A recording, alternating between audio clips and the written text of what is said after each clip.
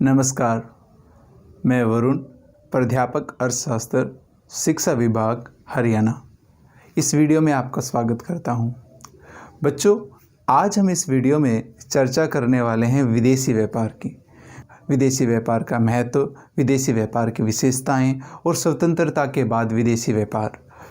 विदेशी व्यापार के बारे में मैं आपको कुछ और बताऊं, उससे पहले मैं आपसे 2 सवाल पूछता हूं।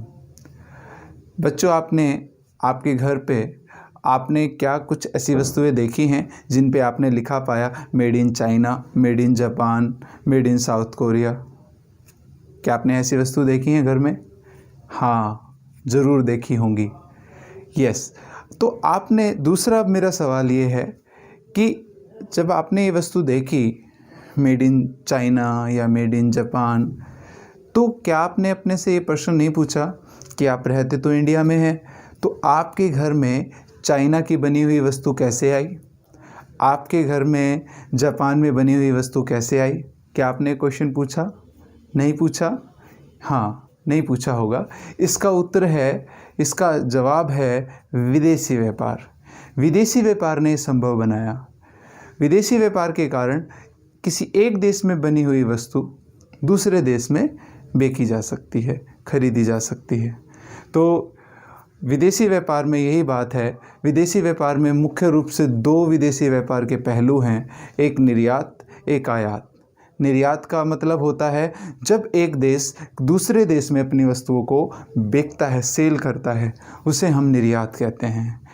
आयात किसे कहते हैं? आयात का अर्थ होता है जब कोई देश विदेशों से वस्तुएं अपने देश में मंगाता है, विदेशों से वस्तुएं खरीदता है, उसे हम आयात कहते हैं। निर्यात विदेशों में वस्तुएं बेचना, आयात विदेशों से वस्तुएं खरीदना। जब हम विदेशों में वस्तुएं बेचते हैं तो उससे हमें विदेशी पूंजी, विदेशी धन प्राप्त होता है। जब हम विदेशों से वस्तुएं खरीदते हैं तो हमें अपना धन उन्हें देना पड़ता है। यानी जब हम निर्यात करते हैं तब हमें प्राप्तियां होती हैं, पर जब हम आयात करते हैं तब हमको भुगतान करने होते हैं। तो निर्यात और आयात विदेशी व्यापार के 2 महत्वपूर्ण पहलू हैं। विदेशी व्यापार पे आयात और निर्यात पे चर्चा करने के बाद मैं आपको एक और इम्पोर्टेंट पहलू व्यापार शेष के बारे में भी बताना चाहता हूँ। जब हम विदेशों के साथ व्यापार करते हैं, अर्थात निर्यात और आयात करते हैं, तो हमारे द्वारा कुल निर्यात की गई वस्तुओं के मूल्य और कुल आयात की गई वस्तुओं के मूल्य के द्वारा हम व्यापार शेष ज्ञात कर सकते हैं। व्यापार शेष क्या होता है? कुल निर्यात की गई वस्तुओं के मूल्य माइनस कुल आयात की गई वस्तुओं का मूल्य, जो उससे हमको शेष प्राप्त होता है वो हमारा व्यापार शेष होता है।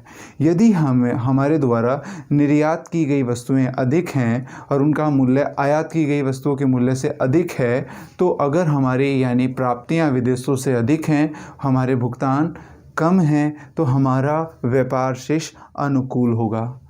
इसके विपरीत यदि हमारी प्राप्तियां कम हैं और हमारे भुगतान अधिक हैं, तो हमारा व्यापार शेष प्रतिकूल होगा। इस स्थिति में हम विदेशों में ज़्यादा भुगतान कर रहे हैं बजाय प्राप्तियों के। तो अब हमारे सामने बात आती है ये समझने के बाद विदेशी व्यापार क्या है। जैसे विदेशी व्यापार मैंने आपको बताया, तो आपने 2 महत्वपूर्ण चीज़ समझी। विदेशी व्यापार 2 चीज़ों से मिलकर बना है, निर्यात और आयात। निर्यात अर्थात विदेशों में वस्तुएं बेचना, उससे प्राप्तियां होती हैं, धन मिलता है विदेशी। और आयात अर्थात विदेशों की वस्तुएं खरीदना, उसमें हमें भुगतान करना होता है। तो अब इस वीडियो में हम आगे यह जानेंगे कि विदेशी व्यापार का किसी अर्थव्यवस्था के लिए क्या महत्व है। विदेशी व्यापार किसी भी अर्थव्यवस्था के लिए बहुत महत्वपूर्ण भूमिका निभाता है। रॉबर्टसन ने तो यहाँ तक कहा है कि किसी भी देश के लिए विदेशी व्यापार विकास के इंजन का कार्य करता है। अगर हम विदेशी व्यापार के महत्व को कुछ बिंदुओं के माध्यम से समझें, तो पहला जो पॉइंट होगा विदेशी के व्यापार के महत्व का, वो होगा आर्थिक विकास में सहायक होना। विदेशी व्यापार किसी भी अर्थव्यवस्था के विकास में बहुत महत्वपूर्ण भूमिका निभाता है।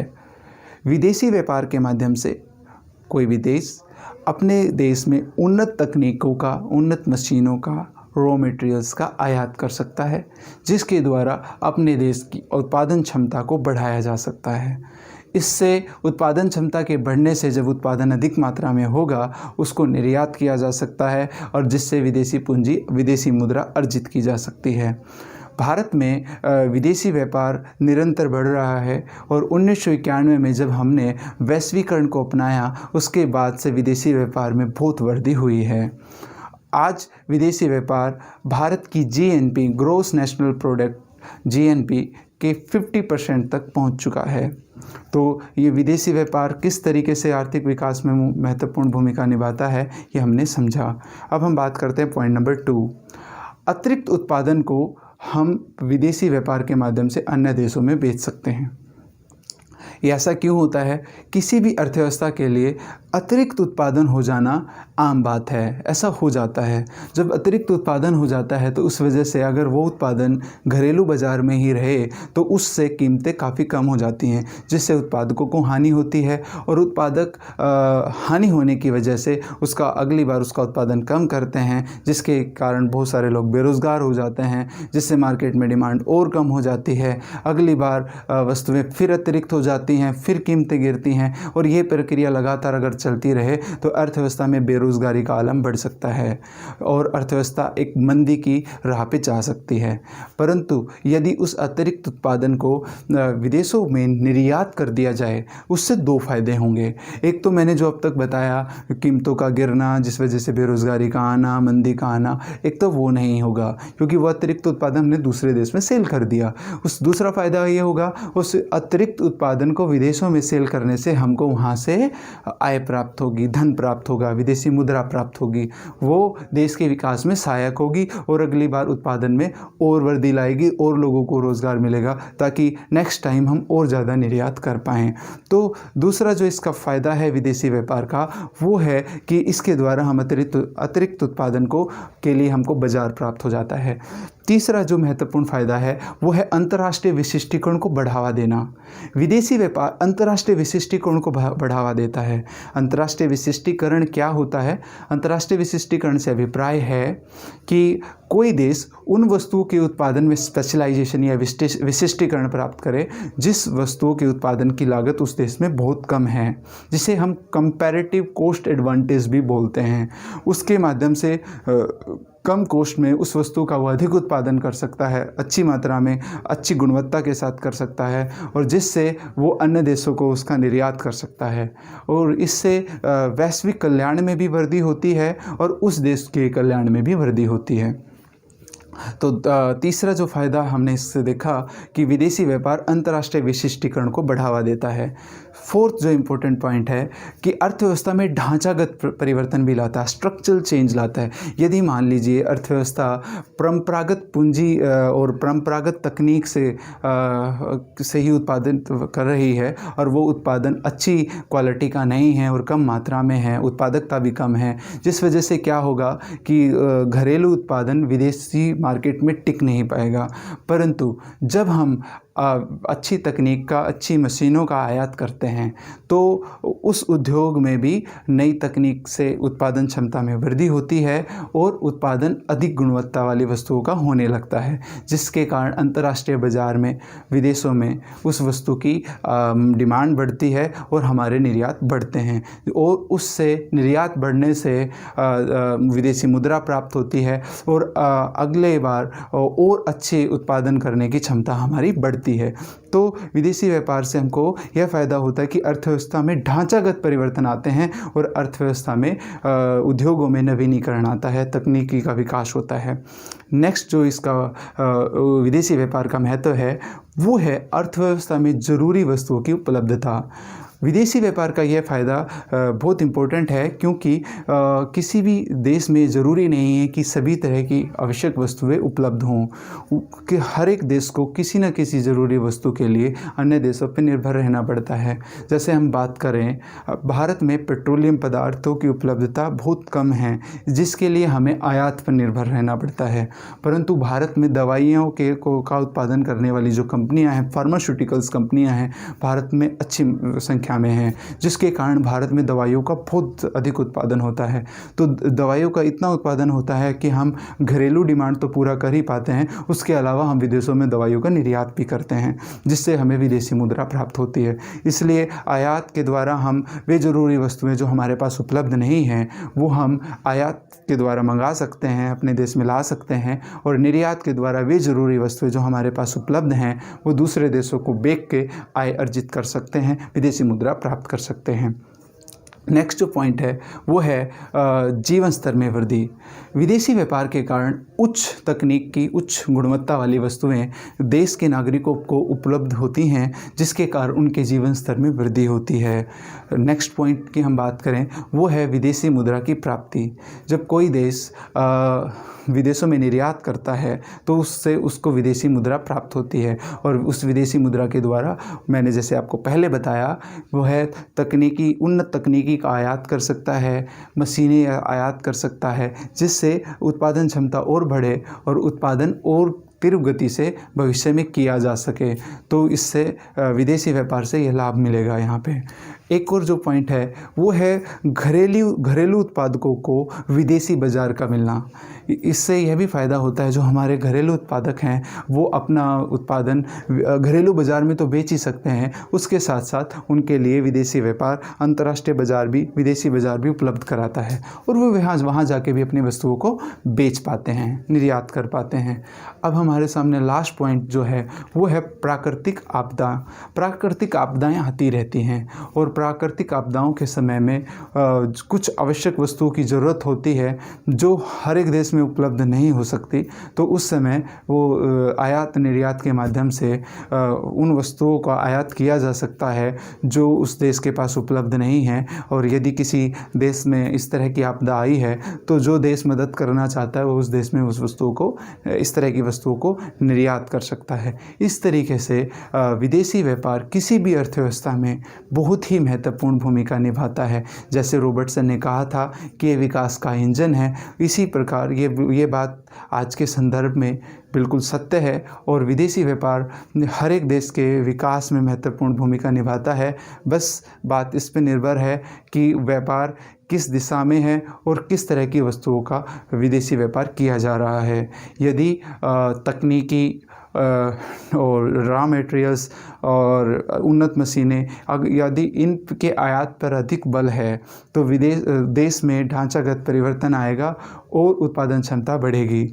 यदि आयात उपभोक्ता वस्तुओं का अधिक किया जा रहा है और उस आयात के कारण और आयात जो है वो इतनी अधिक मात्रा में है कि व्यापार शेष प्रतिकूल है, तो वो उस देश के लिए लाभदायक ना होकर फिर हानिकारक भी हो सकता है, यही विदेशी व्यापार।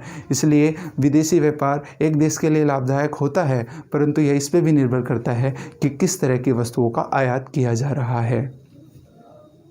विदेशी व्यापार और विदेशी व्यापार का महत्व समझने के बाद अब हम बात करते हैं विदेशी व्यापार की विशेषताओं की। भारतीय विदेशी व्यापार की क्या विशेषताएं हैं?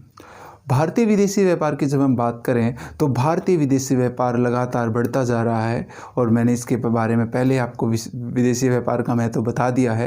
अगर अब हम विशेषताओं की बात कर रहे हैं तो पहली विशेषता अगर हम विदेशी व्यापार की देखते हैं तो पहली विदेशी व्यापार की भारतीय विदेशी व्यापार की विशेषता है कि इसका सकल राष्ट्रीय उत्पाद में योगदान लगातार बढ़ता जा रहा है। जब 1950-51 में इसका योगदान मात्र 12% था, जो अब बढ़ के लगभग 50% तक आ चुका है। तो ये भारतीय विदेशी व्यापार की पहली विशेषता है कि इसका सकल राष्ट्रीय आय में उत्पादन में लगातार बढ़ता हुआ प्रतिशत। दूसरी विशेषता, भारतीय विदेशी व्यापार की दूसरी महत्वपूर्ण विशेषता ये है कि भारतीय विदेशी व्यापार अधिकतर समुद्री व्यापार है, ये समुद्री रास्तों से होता है। इसका रीज़न यह है कि भारतीय विदेशी व्यापार के समुद्री रास्ते से होने का रीज़न ये है कि भारत की जो भौगोलिक सीमा जिन देशों के साथ लगती है, जैसे हम बात करें पाकिस्तान, चाइना, नेपाल, भूटान, उधर बांग्लादेश आदि इन देशों की हम बात करते हैं, तब हम ये देख पाते हैं कि जो हमारा चीन के साथ, भूटान के साथ, नेपाल के साथ बॉर्डर लगता है वो बहुत पहाड़ी क्षेत्र है, जिसके कारण स्थलीय व्यापार ज़्यादा हो नहीं पाता। और हम बात करते हैं जब पाकिस्तान की, तो पाकिस्तान के साथ हमारे राजनीतिक रिश्ते अच्छे नहीं रहते, जिसके कारण हम पाकिस्तान और उधर जो मध्य एशिया के देश हैं उनके साथ स्थलीय मार्ग से व्यापार नहीं कर पाते।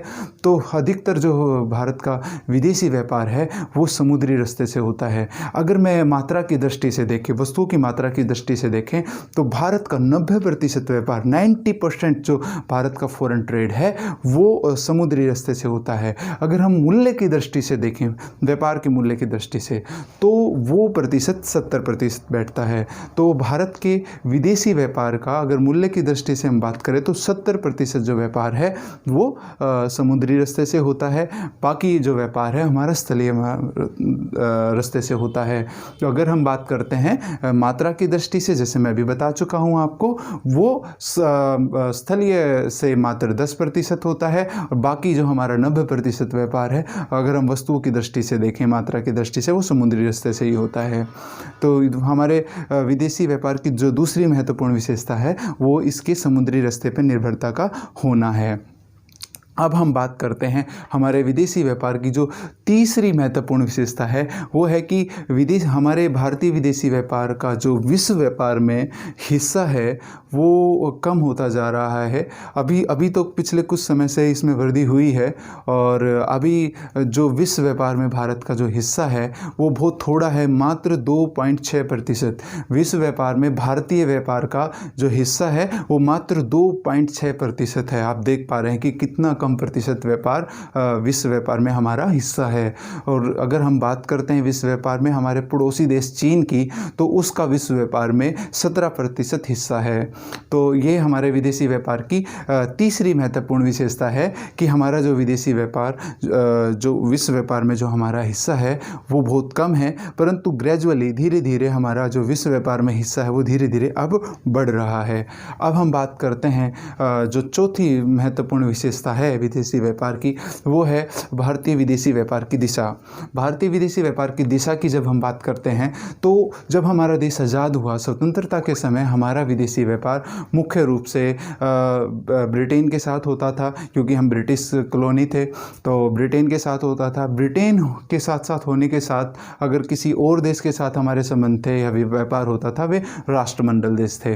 परंतु अब ऐसा नहीं है। देश की आज़ादी के बाद हमारे देश में जो विदेशी व्यापार है भारत का, वो अन्य देशों के साथ बढ़ा है, और अब ऐसी स्थिति है भारत का विदेशी व्यापार संसार के अनेक देशों के साथ होता है, जिसमें अगर सबसे अधिक हम पार्टनरशिप के हिसाब से देशों की बात करें तो जैसे उसमें यूएसए है, यूएई है, यूएई यानी यूनाइटेड अरब अमीरात, और चाइना है। उसके बाद हम बात करें तो सऊदी अरेबिया है, स्विट्ज़रलैंड है, सिंगापुर है और हांगकांग है। ये देश हैं जिनके साथ हमारे देश का विदेशी व्यापार काफ़ी अच्छी मात्रा में हो रहा है।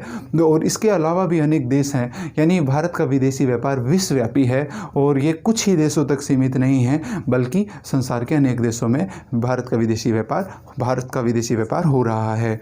अब हम बात करते हैं पांचवी महत्वपूर्ण विशेषता की, वो है भारतीय विदेशी व्यापार में विनिर्मित वस्तुओं का निर्यात। एक ऐसा समय था जब हम स्वतंत्रता से पहले का जो समय था, उस समय हमारे देश से जो व्यापार होता था वो बेसिकली, अगर हम निर्यात की बात करें तो कच्चे माल का निर्यात होता था। कच्चे माल का निर्यात होता था, क्या खाद्य पदार्थों का निर्यात होता था, बस। इसके अलावा हमारे देश में ज़्यादा विनिर्मित वस्तुएं नहीं थी और उनका निर्यात नहीं हो पाता था।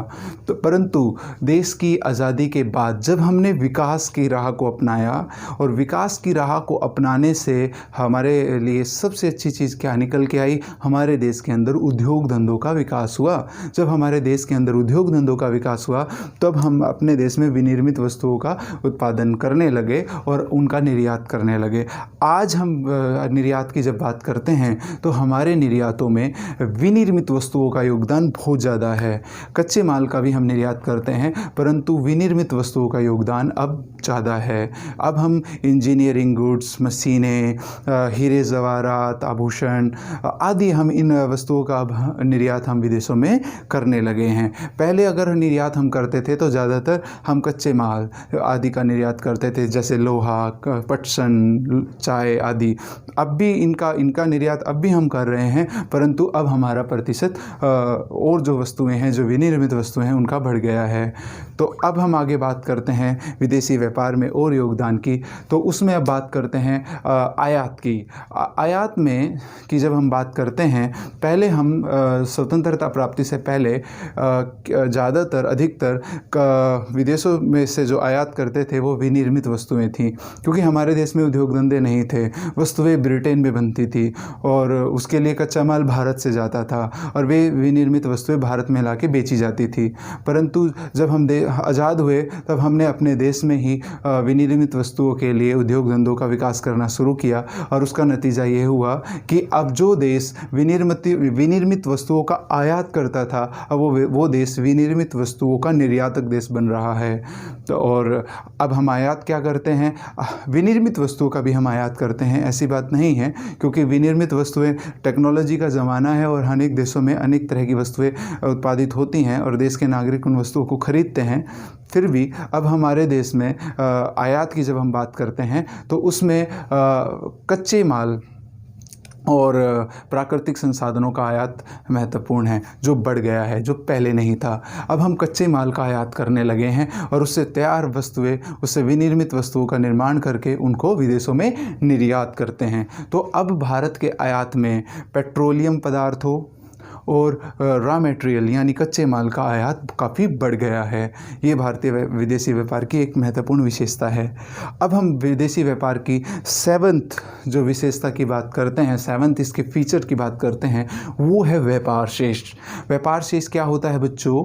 व्यापार शेष होता है जब हम कुल निर्यात के मूल्य में से कुल आयात का मूल्य माइनस करते हैं, उसके बाद जो राशि हमें प्राप्त होती है उसे हम व्यापार शेष कहते हैं। यह अनुकूल भी हो सकता है, यह प्रतिकूल भी हो सकता है।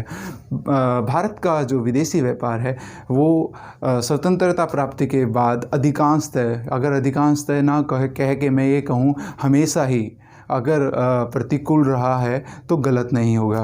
केवल स्वतंत्रता के बाद केवल 2 वर्ष ऐसे हैं जब हमारा व्यापार शेष अनुकूल रहा है, बाकी अन्य सभी वर्षों में प्रतिकूल रहा है। वो 2 वर्ष हैं 1972-73 और 1976-77।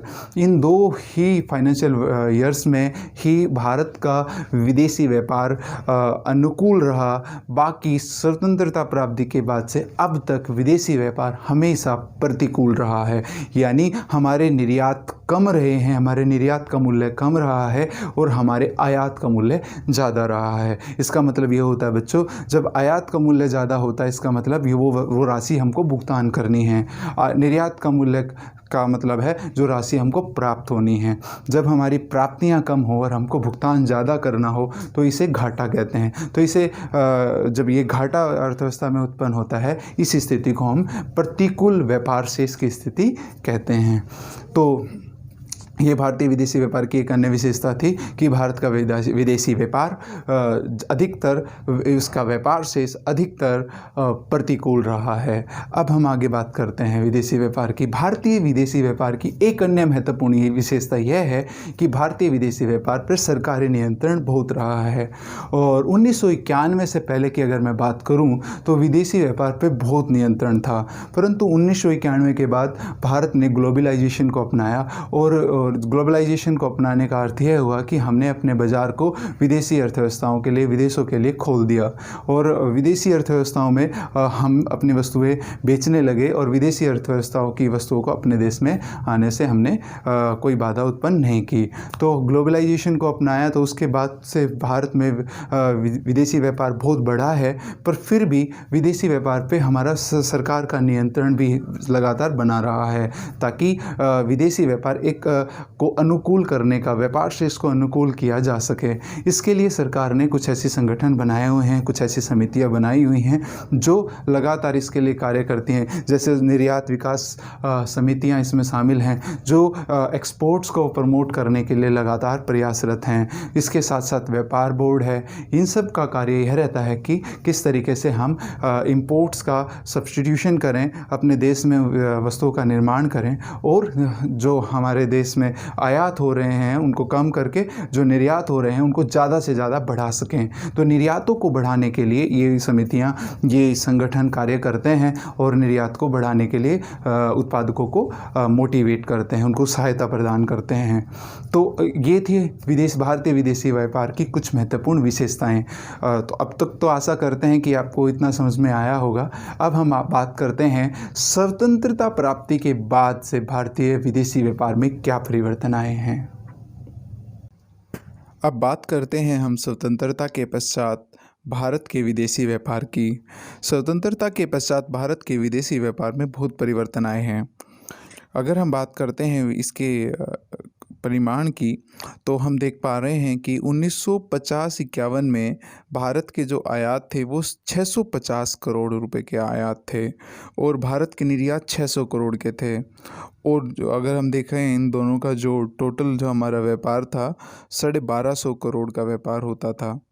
परंतु 2016 तक आते आते ये विदेशी व्यापार बढ़ के 25 लाख, अगर इसमें विदेशी व्यापार में हम आयात की बात करें तो आयात 25,70,666 करोड़ तक पहुंच गया और निर्यात बढ़ के 18,49,429 करोड़ तक पहुंच गया।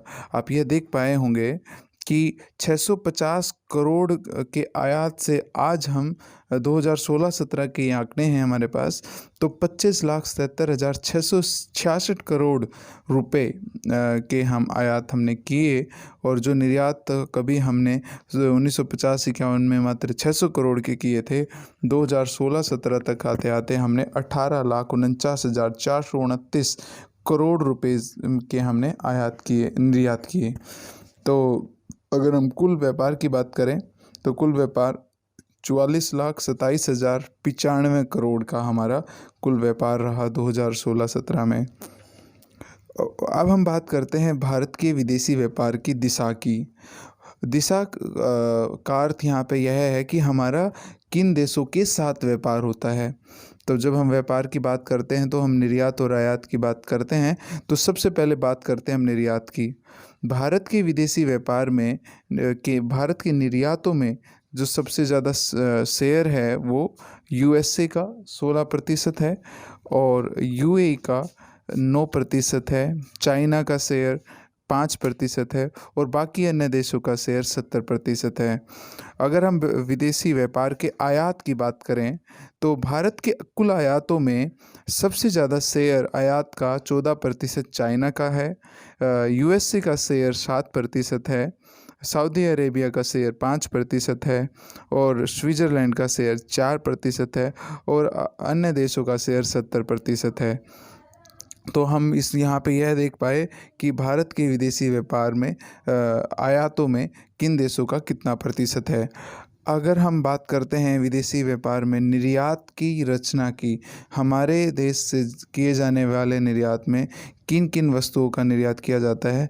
अगर हम पहले की बात करें 1947 तक की बात करें, स्वतंत्रता से पहले तक की, तब हमारे यहाँ से मुख्य जो निर्यात किया जा रहा था वो कच्चे माल का था या ऐसे वस्तुओं का था जो मतलब निर्मित नहीं थी, जैसे उसमें चाय है, चमड़े, कच्चे लोहे, काजू, मसाले आदि। और अगर हम बात करते हैं स्वतंत्रता की प्राप्ति के बाद के वर्षों की और अब की बात करते हैं, तो अब हम धीरे धीरे अपने निर्यातों में जो बहुत परिवर्तन ला पाए हैं और अब निर्यातों में जो मुख्य हिस्सा है वो पूंजीगत माल का हो चुका है, इंजीनियरिंग के सामान का, रासायनिक उत्पादन का, सिले सिलाए कपड़े, हीरे जवाहरात, सॉफ्टवेयर आदि का निर्यात हम करने लगे हैं। अगर हम आयातों की बात करें तो 1947 से पहले, देश की स्वतंत्रता से पहले, जो हमारे आयात थे वो मुख्य रूप से अनाज, कपास, जूट, खाद्य सामग्री, खनिज आदि के आयात हम करते थे। और उसके साथ साथ निर्मित वस्तुएं हम आयातित करते थे विदेशों से। तो अब हम जो आयात कर रहे हैं, तो अब आप इसमें एक मूल परिवर्तन देख पा रहे हैं कि भारत एक कृषि प्रधान देश होते हुए भी उस समय अनाज का आयात करता था, खाद्य सामग्री का आयात करता था। आज हम उसमें सक्षम हैं, उसका आयात बहुत कम हो चुका है। अब आयातों में मुख्य हिस्सा जो है वो पेट्रोलियम पदार्थों का है, क्योंकि पेट्रोलियम पदार्थ भारत में कम पाए जाते हैं। तो पेट्रोलियम पदार्थों का है, पूंजीगत सामान का है, औद्योगिक कच्चे माल का है, बिना तरह से हीरो का है, काजू आदि कुछ ये वस्तुएं हैं जिनका आयात अब हम कर रहे हैं। धन्यवाद। तो अभी हमने इस वीडियो से ये जाना कि स्वतंत्रता प्राप्ति के बाद हमारे देश के विदेशी व्यापार में किस तरह के परिवर्तन आए हैं। इस वीडियो में हमने ये सीखा विदेशी व्यापार क्या है, विदेशी व्यापार का महत्व क्या है, इसकी विशेषताएं क्या हैं और स्वतंत्रता प्राप्ति के बाद विदेशी व्यापार में क्या परिवर्तन आए हैं। उम्मीद करते हैं आपको ये वीडियो समझ में आई होगी, आपको ये कंसेप्ट समझ में आया होगा। धन्यवाद।